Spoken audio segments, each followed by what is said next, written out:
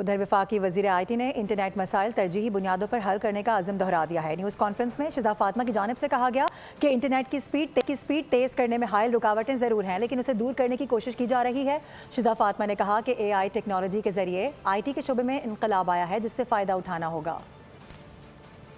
آج کل سلو کیوں چلتا ہے؟ بنیادی وجہ یہی ہے کہ یہ جو لینز ہیں یہ آپ سمجھ لیں کہ اسپیکٹرم ہے، اور ہمارا جو اسپیکٹرم اس وقت اویلیبل ہے ہماری ٹیلی کام انڈسٹری کو، وہ بہت زیادہ لیمیٹڈ ہے۔ 274 میگا ہرٹز کے اسپیکٹرم پہ پورا پاکستان چلتا ہے۔ انٹرنیٹ جو ہے اس وقت وہ ایک زمانے میں جو ہم ایک ٹریڈیشنل انفراسٹرکچر جس طرح سڑکوں کو کہا کرتے تھے، آج انٹرنیٹ وہ ایک فاؤنڈیشنل انفراسٹرکچر ہے جس پہ اکانومی نے کھڑے ہونا ہے، اور چاہے وہ ہمارا سوشل سیکٹر ہے جس میں ہماری صحت ہے، تعلیم ہے، یا وہ ہماری لارجر ایک اکنامک پالیسی ہے، یا وہ ہماری سیکیورٹی ہے جس میں آل دا وے ٹو نیشنل، آپ کی پرسنل سیکیورٹی، ذاتی سیکیورٹی سے لے کے نیشنل سیکیورٹی تک جو ہے وہ انٹرنیٹ کا ایک کلیدی کردار ہے۔